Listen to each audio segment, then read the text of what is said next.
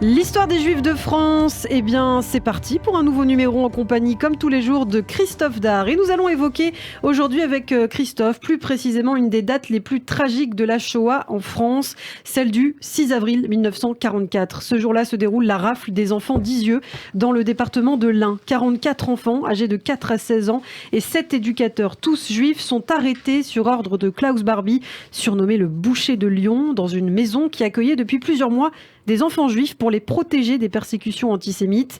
Les victimes sont ensuite déportées. 42 enfants et 5 adultes seront gazés à Auschwitz-Birkenau. Nous allons revenir donc dans le détail sur cette rafle jusqu'au procès de Klaus Barbie à Lyon en 1987. Mais d'abord, Christophe, il faut rappeler ce que sont les maisons des enfants juifs, justement pendant la Seconde Guerre mondiale. Et rendre hommage en particulier à l'œuvre de secours aux enfants. C'est une association en fait qui avait d'abord été créée à Saint-Pétersbourg en 1912, puis établie à Berlin sous la présidence honoraire d'Albert Einstein en 1923, avant de fuir le nazisme et de quitter l'Allemagne en 1933 pour la France. Basée à Paris, l'Oz accueille les enfants qui fuient l'Allemagne et l'Autriche, puis progressivement, à partir du début de la guerre, tous les enfants en danger en France. Et oui, les maisons de Lozé, l'œuvre de secours aux enfants, abritent plus de 1300 enfants au printemps 1942 sur l'ensemble du territoire. Certains d'entre eux parviennent à immigrer aux États-Unis via Lisbonne, mais avec les rafles qui se multiplient à partir de la seconde moitié de l'année 1942, puis l'invasion de la zone dite libre par l'Allemagne nazie à la fin de cette même année, la situation se complique. Et l'Oz organise clandestinement le sauvetage des enfants menacés de déportation grâce notamment à un homme d'une trentaine d'années né en Russie, Georges Garel, ingénieur et résistant, fondateur de la résistance juive de France et qui est à la tête de la branche clandestine de l'Oz. Ce que l'on va donc appeler le réseau Garel va jouer un rôle important, primordial dans le sauvetage d'enfants juifs. Dans ce contexte, la maison des enfants d'Izieu ouvre en mai 1943. Ceux qui la dirigent s'appellent Sabine Zlatin, née à Varsovie en 1907, et Miron Zlatin, né dans l'actuelle Biélorussie en 1904. Ils sont justement tous les deux membres de l'œuvre de secours aux enfants.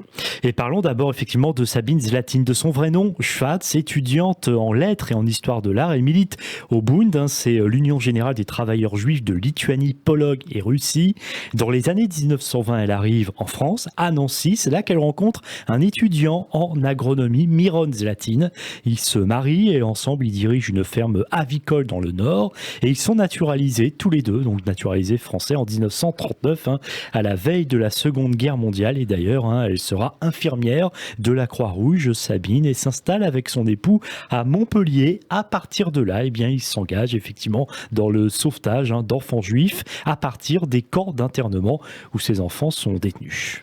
Elle dirige en 1942 une maison d'enfants à Palavas-les-Flots dans l'Hérault, mais elle veut les éloigner de la région car les rafles sont nombreuses et leur offrir donc un nouveau lieu d'accueil et de protection dans une région moins dangereuse. Oui, effectivement, lorsque le sous-préfet de la ville de Belley, on est là dans le département de l'Ain et il s'appelle Pierre-Marcel Witzer, c'est un nom important car il va jouer un rôle primordial. Eh bien, il est contacté par la préfecture de l'Hérault pour aider Sabine Zlatin à trouver un refuge aux enfants et c'est lui qui va faciliter l'installation de la colonie d'Izieu. Izieu, village que Sabine Zlatin en fait avait déjà repéré par le passé. Au printemps 1943, elle quitte donc Montpellier avec son mari et 17 enfants juifs pour Chambéry, et à sa création en mai 1943 d'ailleurs à la colonie d'Izieu porte le nom de colonie d'enfants réfugiés de l'Hérault. La maison d'Izieu n'est pas choisie au hasard car cette bâtisse du 19e siècle située en contrebas de ce petit village de l'Ain a été construite dans une zone isolée qui surplombe le Rhône et s'ouvre à l'horizon sur les Alpes. Surtout, en fait, la région est proche de la Suisse et fait partie de la zone d'occupation italienne où les persécutions antisémites sont en fait moins nombreuses. Et ce qui tombe effectivement plutôt bien, les enfants orphelins sont de différentes nationalités, ils viennent d'Allemagne, d'Autriche, de Belgique, de Pologne et bien sûr de France, de métropole et aussi d'Algérie, beaucoup d'Algérie, notamment d'Oran, certains d'ailleurs qui appartiennent souvent à la même famille. Il y a aussi quelques enfants non juifs, des éducateurs bien sûr venus les encadrer arrivent également sur les lieux et puis le sous-préfet, encore lui, Pierre-Marcel Witzer, va beaucoup aider les épouses latines et faire de son mieux pour améliorer le confort confort des enfants à Isieux. Par exemple, il va se déplacer en personne à Bourg-en-Bresse, c'est pas très loin, pour obtenir des cartes d'alimentation. Il parvient même à en obtenir une quarantaine et pour la Noël 1943, il vient rendre visite aux enfants, les bras chargés de cadeaux. Ainsi, la maison devient un lieu d'espoir pour la centaine d'enfants juifs qui y sont hébergés, mais assez vite l'inquiétude grandit car depuis septembre 1943, l'armée allemande occupe les départements de l'ancienne zone italienne et les persécutions antisémites s'intensifient. Il est de plus en plus évident qu'il faut disperser les enfants de la colonie. Oui, ça devient même urgent. Le 7 janvier 1944, en effet, le médecin de la colonie est arrêté par les Allemands dans un hameau voisin situé à 3 km d'Isieux. Il sera déporté de Drancy vers Auschwitz un mois plus tard. Le 8 février, la Gestapo rafle les locaux de l'Union générale des Israélites de France à Chambéry, dont dépend justement la colonie d'Isieux, et le personnel est arrêté. 2 assistantes sociales du réseau Garel, Lily Garel et Margot Kahn, se rendent à Isieux pour convaincre le couple Zlatine de faire partir au plus vite les enfants de la maison d'Isieux et d'y les placer dans des familles environnantes. Pour ne rien arranger, le sous-préfet de l'arrondissement où est située la maison d'Isieux, Pierre-Marcel Wilsler, qui a œuvré à la fondation de la maison d'Isieux, est muté dans une autre ville en mars 1944. Les Zlatins ou Zlatines perdent leur soutien numéro 1. Et le même mois, dans le département tout proche, cette fois en Isère, la Gestapo rafle des enfants juifs. Alors cette fois, bien sûr, Sabine Zlatine n'a plus le choix. Début avril, elle part pour Montpellier. Elle cherche des points de refuge pour les enfants. Son mari est toujours présent à la colonie. Elle doit d'ailleurs rentrer à Isieux le 6 avril et le départ des enfants par petits groupes doit avoir lieu dans les jours qui suivent car on est là au début des vacances de Pâques. Sauf qu'au matin du 6 avril 1944, un détachement de la Wehrmacht dans 2 camions et une voiture de la Gestapo de Lyon, alors dirigée par Klaus Barbie, font irruption devant la maison d'Isieux. 45 enfants âgés de 4 à 16 ans et 7 éducateurs sont arrêtés dans une violence inouïe. Un seul adulte réussit à échapper à la rafle, un certain Léon Reichmann, étudiant en médecine. Julien Favest, un ouvrier agricole, témoignera au procès de Klaus Barbie en 1987. Quand je regardais dans les camions, une chose m'a frappé. Les plus grands, ceux qui avaient 10-12 ans, essayaient de sauter par-dessus les plateaux du camion et aussitôt ils étaient remis en place par 2 Allemands qui les prenaient et les rejetaient dedans comme des sacs de pommes de terre. Et en arrivant dedans, j'ai un autre les prenait à coups de pied.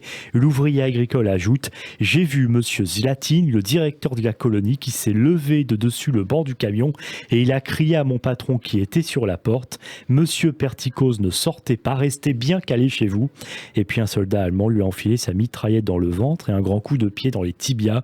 Le coup de mitraillette qui a plié en 2 et il était obligé de se coucher dans le camion. Et puis je ne l'ai plus vu. Témoignage quand même terrible. Le convoi qui va s'éloigner d'Isieux, Christophe, les habitants des villages environnants entendent les enfants chanter « Vous n'aurez pas l'Alsace et la Lorraine » comme un défi lancé aux nazis venus les arrêter. Le seul enfant non juif présent à la colonie au moment de la rafle, René Vucher, 8 ans, est relâché. Et le soir du 6 avril, Klaus Barbie, ça ce sera important pour la suite des événements, envoie un message au service des affaires juives de la Gestapo à Paris dans lequel il précise que la déportation aura lieu le lendemain à Drancy. Alors Sabine Zlatine, elle, qui du coup s'apprête à rentrer, apprend la nouvelle de la rafle par un télégramme que lui adresse la secrétaire de la sous-préfecture dont dépend la maison d'Isieux, avec seulement quelques mots, évidemment pour ne pas éveiller des soupçons. Famille malade, maladie contagieuse. Là, évidemment, Sabine Zlatine sait que quelque chose de grave vient de se passer, elle a compris.